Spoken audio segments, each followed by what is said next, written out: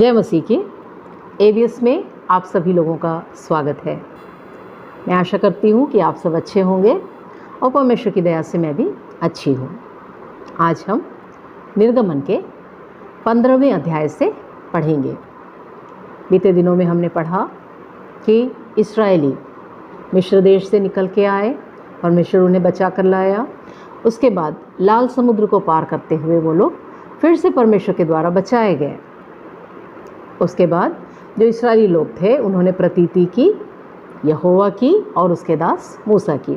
आइए हम आगे पढ़ते हैं। 15 अध्याय उसका पहला और दूसरा वचन। तब मूसा और इस्राएलियों ने यहोवा के लिए यह गीत गाया। उन्होंने कहा, मैं यहोवा का गीत गाऊंगा क्योंकि वह महाप्रतापी ठहरा है। घोड़ों समेत सवारों को उसने समुद्र में डाल दिया है। यहोवा मेरा बल और भजन का विषय है और वही मेरा उद्धार भी ठहरा है। मेरा ईश्वर वही है, मैं उसी की स्तुति करूँगा। मैं उसके लिए निवास स्थान बनाऊँगा। मेरे पूर्वजों का परमेश्वर वही है, मैं उसको सराहूँगा। तीसरा वचन, यहोवा योद्धा है, उसका नाम यहोवा है। चौथा वचन, फिरौन के रथों और सेना को उसने समुद्र में डाल दिया और उससे उत्तम से उत्तम रथ लाल समुद्र में डूब गए।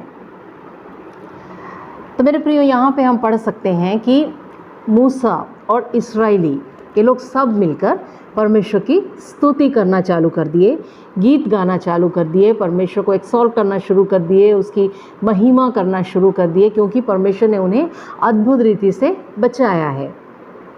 यदि हम देखें तो कभी भी इतिहास में ऐसा नहीं हुआ कि कोई समुद्र 2 भागों में बटे और सूखी भूमि से मनुष्य चल सके। लेकिन पहली बार और मेरे ख्याल से आखिरी बार भी ऐसा हुआ कि समुद्र के बीच में से ये इस्राएली लोग निकल कर आए। तो उन लोग उस चमत्कार को जब देखे, और उसके पहले जब मिस्र में उन लोग गुलामी में थे, जिस परेशानी में थे, वहाँ से परमेश्वर ने बचाया। इन तमाम बातों को देखते हुए जब वो अपने भय से मुक्त हुए, जब फिरौन की सेना को देख के वो डर रहे थे, दुहाई दे रहे थे कि क्या तू हमें मारने के लिए यहाँ पे लाया है करके मूसा को चिल्ला रहे थे। इन तमाम बातों के भय से, डर से, गुलामी से, इन तमाम बातों से जब वो छुटकारा पाते हैं तो वो लोग बहुत ही ज़्यादा आनंदित हो जाते हैं और गीत गाने लगते हैं।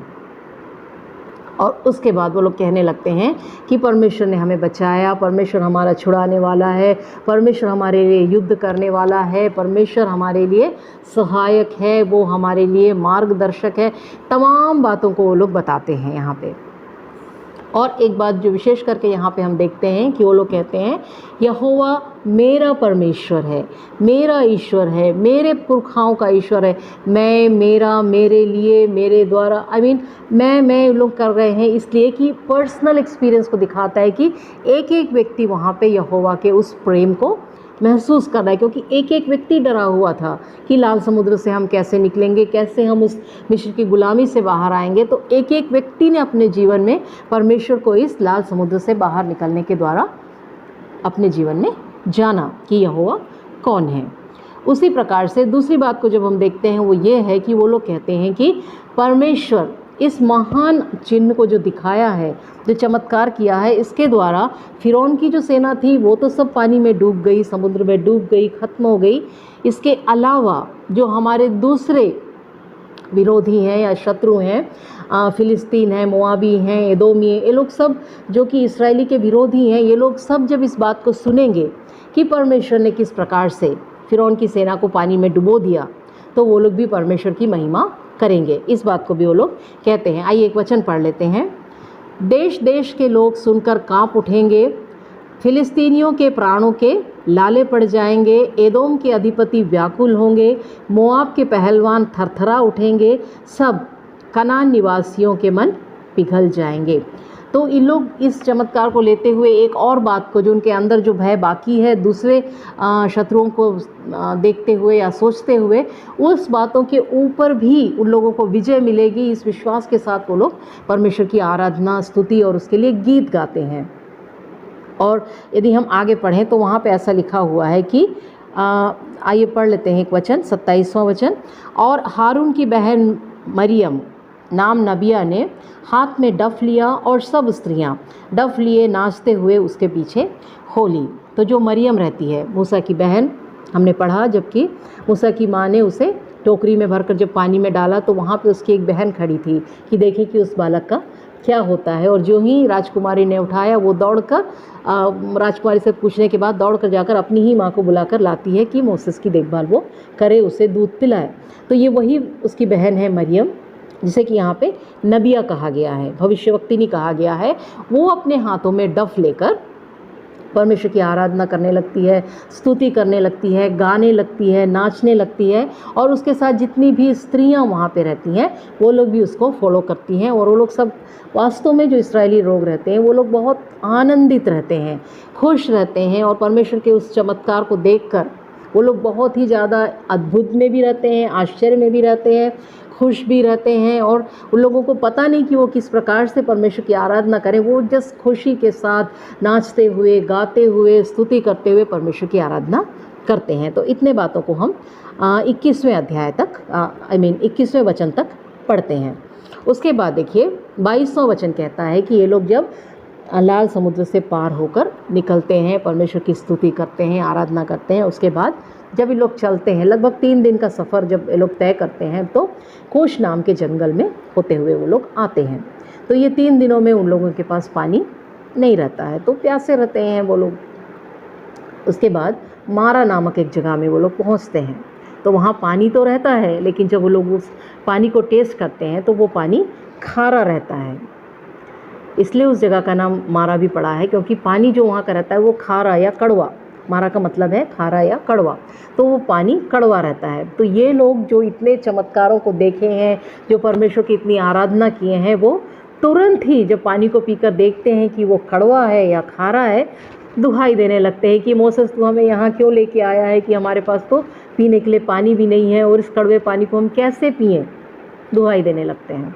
और मोसेस अपने आदत के अनुसार तुरंत वो अपने प्रार्थना कमरे में जाता है और परमेश्वर से दुहाई देता है कि परमेश्वर, लोग ऐसा कह रहे हैं पानी कड़वा है या खारा है।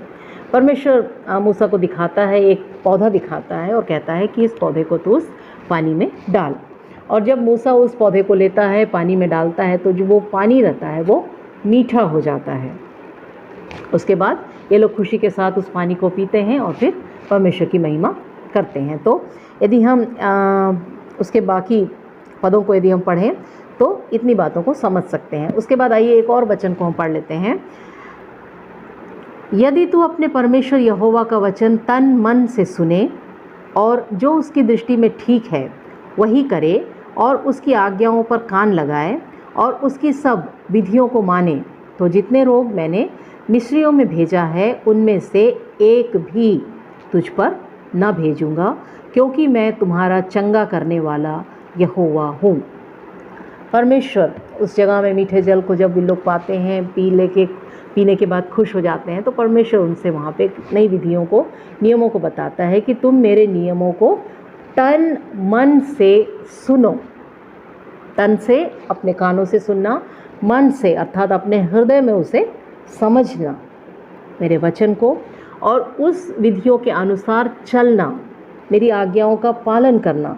यदि इन कामों को तुम करो, सुनो, मानो, चलो, तब मैं तुम्हारे लिए चंगा करने वाला परमेश्वर ठहरूंगा और तुम पर एक भी विपत्ति या बीमारी नहीं आएगी जो कि मिस्र देश में आई थी, क्योंकि मैं बीमार करने वाला परमेश्वर नहीं हूँ, अपितु मैं चंगा करने वाला परमेश्वर हूँ।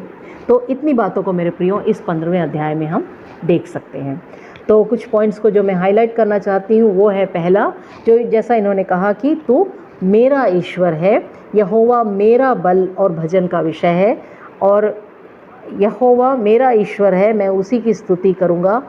तो यहाँ पे जो लोगों ने कहा है मैं या मेरा या मेरे लिए, जो पर्सनल एक्सपीरियंस है मेरे प्रियो, ये हमारे मसीही जीवन में बहुत ही ज़्यादा ज़रूरी है कि हम परमेश्वर के साथ हमारे व्यक्तिगत संबंध में बने रहें। दूसरों के साथ क्या हो रहा है, दूसरों का परमेश्वर के साथ कैसा संबंध है, ये नहीं, कि हमारा परमेश्वर के साथ व्यक्तिगत संबंध क्या है, ये बहुत ही ज़्यादा महत्व रखता है। और मेरे प्रियो, जैसा कि इस वचन को पढ़ के हम समझ सकते हैं कि ये लोग बहुत ही ज़्यादा आनंदित थे और गीतों को गा रहे थे, नाच रहे थे। मेरे प्रियो, हमारे जीवन में भी एक धन्यवादी दिल का होना बहुत ज़रूरी है। परमेश्वर हमारे जीवन में कितनी सारी आशीषों को देता है। मुझे याद है पास्टर पीजी वर्गीस अंकल ने एक बार ऐसा कहा था कि हमें छोटी छोटी बातों के लिए परमेश्वर का धन्यवाद देना चाहिए। मेरे प्रियो, यदि हम सोचें एक दिन में हम कितना ऑक्सीजन सांस लेने के लिए उपयोग करते हैं, क्या कभी हम इसके लिए परमेश्वर का धन्यवाद देते हैं? एक हफ्ते में हम कितना पानी पी जाते हैं, क्या कभी हम इसके लिए परमेश्वर का धन्यवाद देते हैं? एक महीने में हम कितने बार धरती को अपने पैरों से खूंदते हैं, क्या हम कभी इसके लिए परमेश्वर का धन्यवाद देते हैं? हम कई बार मेरे प्रियो कई बातों का धन्यवाद देना भूल जाते हैं।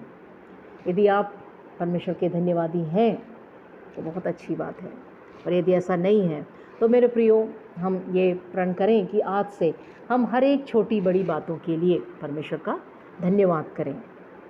यदि एक चम्मच भी खरीदने के लिए परमेश्वर हमारी सहायता करता है तो तुरंत हमें परमेश्वर का धन्यवाद करना चाहिए। और उसी प्रकार से यहाँ पे हम देखते हैं कि मरियम हाथ में डफ लेकर गाती है, नाचती है और परमेश्वर की आराधना करती है। मेरे प्रियो, हमारे जीवन में भी जब बहुत ज़्यादा खुशी का अनुभव हो या जब कभी हम जिस किसी बात को सोचते हैं और परमेश्वर उसे पूरा कर देता है, तो जो आनंद हमारे जीवन में आता है, उस समय क्या गीतों को गाने का या लिखने का एक अनुभव हमारे जीवन में है। कई लोगों को मैं जानती हूँ जो कि गीतों को लिखा करते हैं और परमेश्वर की महिमा करते हैं। यदि ऐसा एक अभिषेक परमेश्वर ने हमें दिया है तो हमें ज़रूर परमेश्वर की महिमा के लिए गीतों को लिखना चाहिए और गाना चाहिए। और मेरे प्रियो, एक और बात, इतने सारे आश्चर्य कर्मों को जानने के बाद भी इन लोगों के अंदर, इस्राएलियों के अंदर परमेश्वर के खिलाफ दुहाई देने का एक स्वभाव था। मेरे प्रियो, हम मानव हैं, हमारे अंदर भी ये स्वभाव है कि जब हम खुश रहते हैं, हम परमेश्वर की महिमा करते हैं, लेकिन जहाँ कहीं छोटी सी चूक हो जाती है हम दुहाई देने लगते हैं, बड़बड़ाने लगते हैं, हम परेशान हो जाते हैं, दुखित हो जाते हैं, चिंतित हो जाते हैं और दुहाई देना शुरू कर देते हैं कि ऐसा क्यों, ऐसा क्यों। मेरे प्रियो, ऐसी अवस्थाओं में जबकि हम परेशानी में हैं, दुख में हैं या चिंताओं में हैं, हमें ज़रूरत है कि हम उन दिनों को, उन पलों को स्मरण करें जबकि हम धन्यवादी थे और परमेश्वर ने अद्भुत काम हमारे लिए किए थे। तो मैं आशा करती हूँ कि आप लोग सब इस अध्याय को समझ चुके होंगे। आज के लिए इतना ही। परमेश्वर हम सबों को आशीष देवे। जय मसीह।